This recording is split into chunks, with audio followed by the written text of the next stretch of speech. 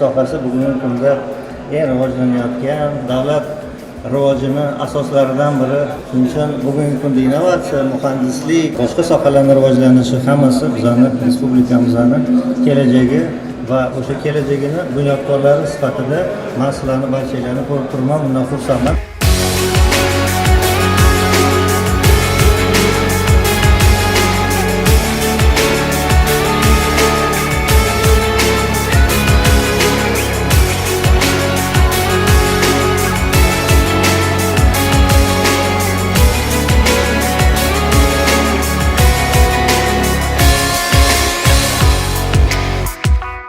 Bugungi tanlov juda ham qiziqarli bo'ldi.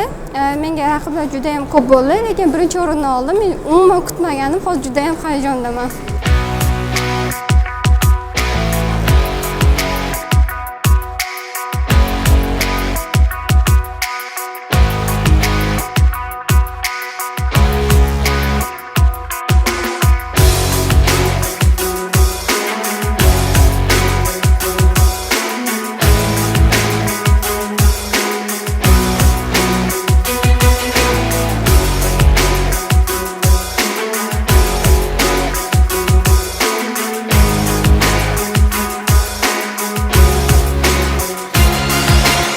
Tanlov orqali biz o'zimizni iqtidorli talabalarimizni tanlab olish imkoniyati yaraldi.